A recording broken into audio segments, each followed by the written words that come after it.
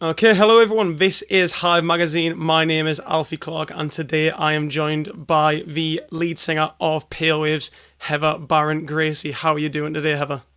I'm doing good, and how are you? I am not too bad. Yes, I'm feeling great. Ready for a lovely little chat. It's gonna be great. Good. Let's do it. Amazing, Excited. man. Yeah. So, obviously, you've just come off the back of a couple of big shows this weekend over the bank holiday at Reading and Leeds. How did those go for you? Amazing. Yeah, they went down so well. You never know what to expect, do you? It's never a guarantee, but both shows were incredible. We did a cover of the Cranberries, which was amazing. One of my favorite bands, and the crowd really seemed to love it. So it was it was great. Yeah, I was going to ask about that cover of Zombie by the Cranberries. How did that end up on the set list? What was the sort of thought process behind that? Well, I've always been transparent about how much I love the Cranberries and how much they influence Pale Waves.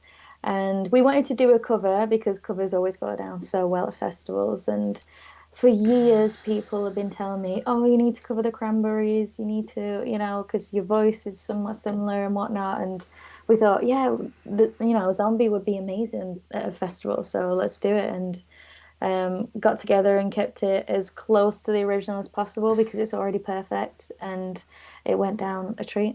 Yeah, yeah. I mean, what was it like playing the Chevron stage as well? Because I mean, that stage is just so unique in the sense that in Leeds at least it's open air. It's made for more dance acts. Was it a bit of a weirder Mm. experience rather than just playing like a tent over the main stage? Well, Reading, it was in a tent, which I thought was a bit more vibey. I don't really like playing outdoors because there's so much sunlight and I prefer darkness, obviously.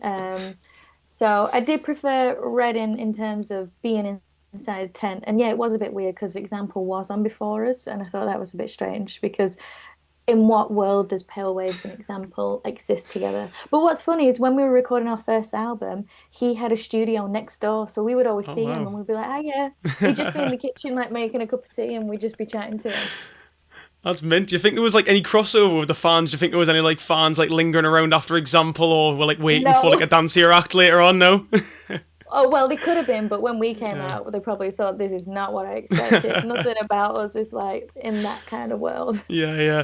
I mean, like, and you obviously did the secret set as well on the introducing stage. Was Yeah. it nice to see like all the diehards like coming from your set and then coming to see you again for the second one? Yeah, it was really fun actually. It was just very chill and really intimate and just a fun time overall. So glad we did it. It was so short. I mean, I feel like we could have played more, but they're on a tight schedule over there. Yeah. So we were just happy that to do it really. Was it a bit daunting as well, considering you were clashing with Limp Bizkit at the same time? Such a colossal band playing on the main stage. Was it a bit daunting having Yeah, to put up with totally. him or them? Sorry. Yeah, I mean with festivals, you're always going to clash with someone, aren't you? There's Hmm. always like when we played Latitude, we clashed with Busted. So I was like, Yeah. really?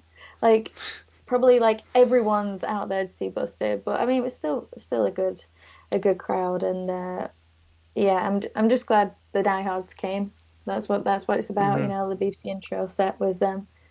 Was it? I was going to say as well. Like, is it just a? Was it an overall successful festival season as well? In that case, because it's been a busy summer for you as it normally always is. Was it just as successful as the last few? What you said? Yeah, I think so. I think I enjoyed this year more than any other year. So, um, I don't know, just better performance for me, I think. Was in more relaxed mindset and just more confident overall. And I think the crowds were better. So yeah, I would say best one yet. Amazing, man, great, and it's obviously no rest for the wicked as well. You're straight back out on tour basically for another leg of the Smitten tour. Is that Hmm. exciting? The group is all ready to just hit the road again. Very excited. We're a band that loves being on tour. I know a Yeah. lot of artists that don't love it. They find it quite exhausting, which, it is, but we've got each other and, we always come together. So we just want to tour as much as possible, really. And very excited to go back out there and play songs off Smitten that we've not played before. So is that you're alluding to a bit of a different set list in that case for people that may have came to Oh, the yeah, yeah. initial tour? Yeah, totally. I would say if you are a Pale Waves fan, then this tour is the tour to come to because it's really intimate, so it's going to be really up close and personal. Songs I've smitten that we've not played before, some songs that we've not played in ages, you know, like relics of songs, maybe new music. It's just going to be a very chilled but very fun, exciting show. Amazing, man. Yeah, and like obviously the album's like been out for nearly over a year now, coming up to Hmm. September. Would you say you're pleased with how the fans have received the record and like how they've embraced this sort of new era that came with the record and band? Yeah, 100%. I mean, time flies, doesn't it? I'm on to the next thing now. I've got my eyes set on the next project. I'm excited about that. It's I'm not sure where it's heading yet. I've started writing for it, but I'm not sure those are even right for it yet. It's gonna hit me at the right time. I'm waiting for that moment where I realize what it's gonna be. Yeah. On that, like, when did the right time come for Smitten? Then, do you like remember a certain moment in your life or in the writing process when that sort of just hit you? And I was like, this is what I want to do for this record. Yeah, it was when we wrote Seeing Stars. Um, I'd been writing for Smitten for about a year and nothing was working out. You know, we have so many songs for Smitten, but been writing for a year and nothing clicked, nothing worked. And then got in the studio one day and wrote Seeing Stars, and that moment influenced everything, influenced the world, and that's when I got that feeling. So hopefully I have that feeling and that kind of, I don't know, that knowledge of to where I'm going sooner than a year because Yeah. it was kind of exhausting writing straight like nearly every day for a year. Um, so yeah, hopefully the process is a bit faster than that, and I get where I want to go to sooner Yeah. than that. Of course, of course. And like obviously I can imagine like writing that album might have been a bit of a challenge as well, considering it was quite a big sonic shift compared to Unwanted, that was very leaning into your Mm, pop punk and also which you've always really had with the music. Was that a bit of mm. a challenge then, and like was there a risk involved with making that sort of jump to a different sound compared to Unwanted? Well, I feel like Unwanted was always the risk Oh, I see. compared to Smitten because to me, Smitten and My Mind Makes Noises, which was obviously our first record, that's what everyone kind of associates us with, I feel. You know, the twinkly synths, the nice chords, the yodeling. Um, so for me, I feel like Unwanted was the kind of risk, but there's lots that I love about Unwanted, and um, I love that kind of music. I listen to that music a lot. So I don't know where I'm gonna go with this next one, honestly. Maybe it's a combination between like rock but synth and I don't know. We'll get there. As you always do, man. Yeah. Yeah, like when I saw you on your last tour as well, I saw you at the Newcastle date. I loved the style of the stage. Like that was one thing I left that Mm. gig. Like really, like I was like, yeah, this is so cool. Like it was very minimalist, but I thought it worked so well with the atmosphere being, Yeah. very low key, dreamy, that kind of vibe. Did that sort of aesthetic just come naturally to the band with the style of music that you were making at the time? Well, the music is quite ethereal, isn't it? And it's quite delicate and it's quite romantic. So, um, that kind of side came when we almost like before the music, I would say. But we spent quite a lot of time on designing the stage and me and Kelsey spent a lot of time on the production and figuring out how we wanted it to look because we didn't want to. I hate clutter. I Oh I yeah. I just want like minimal things um. So I wanted it to look very symmetrical too, but very romantic and elegant and clean.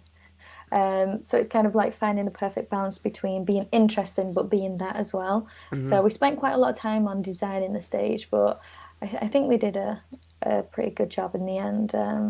And this next tour is going to be somewhat similar to that, but it's a lot more relaxed, so probably even less. But there'll still be something. Yeah, yeah. Touching on your music lyrically, when I listen to it, there's so much love and community that I feel within your music towards the fans and the fan base, and I think that stems a lot from your links with the LGBTQ plus community. Use Hmm. all wear your pride on your sleeve, which I absolutely love. You bring pride flags and LGBTQ flags out on stage, and I think it's amazing that you are so open and speak about what is just important to you. How important is that for you, and that artists do the same thing? I think it's incredibly important, especially in today's world where it feels like it's going more and more hateful every single day.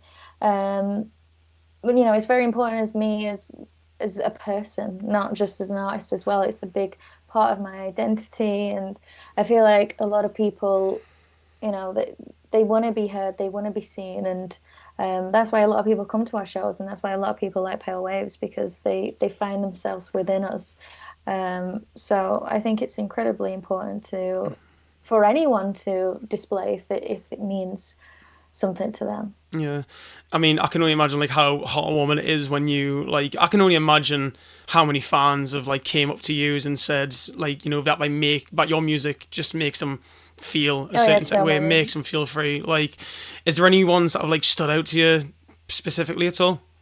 I mean, there's just an endless count of, people that have come up to me and Mm-hmm. said, "Oh, you're the reason why, I came out to my parents or came out to my Mm-hmm. family." And, I never know what to say. I'm just like, that's amazing. I'm so happy for Mm-hmm. you. Like, I'm glad that we could help you in that journey and help you with the confidence that, you needed. But, they did it themselves. We were just Mm-hmm. there to kind of help them. Exactly, man. Yeah, and it was just Manchester Pride gone this week as well. Yeah. And being a Manchester-based band, it must be so heartwarming to see your home city just warm to that sense of community and pride as you do Yeah, yourselves. yeah. I can't believe that we've never played Pride, honestly. Yeah, I'm offended they've never asked us. We wrote She's My Religion. exactly. Why are we not playing it? Anyway, we best play it next year. Yeah, get them on the I phone. want to be there. Yeah, no, literally. I'll call them up now. Yeah, man. Just rounding it off now. I mean, like, are there anything else? Is there anything else that you want to let the fans know about this upcoming tour and what might be next for the band, or is there going to be a little period of just cooling off and relaxing because you've just been so busy? It would be completely understandable if you were just like, you know what, we just want to take a beat. But from what you've said, it sounds like that's not going to happen. No, it's not going to happen. I think fans should definitely come to this tour because it's going to be so intimate that I can stare into the souls and they can stare into mine. Um, and then what's next for us is that we're just going to be writing new music, and I don't like staying still. I don't like taking breaks. I like to go, go, go, go. Mm-hmm. And so that is what we're going to do, and there's no rest for us, but we Absolutely. like it that way. Absolutely amazing, man. And finally, this is the first time I'm going to do this with an artist interview. I Oh, wanted to let you just take the reins for a second, and I want you to give me a question to ask to whoever I interview next. It can be any question. I don't know who I'm going to be interviewing next, but I want you to okay. just give me a question. Is it going to be a musician or is It it going to will be be a anyone? it will be a musician. Most likely they'll be live at Leeds in the City, I think, in November. But there might be something earlier down the line. Who knows? Okay. I'm trying to think of a question that I would like to answer. Uh, what place can be anywhere in the world inspires you the most? Because when I go to different countries, like I spend a lot of time in America because I go back and forth a lot.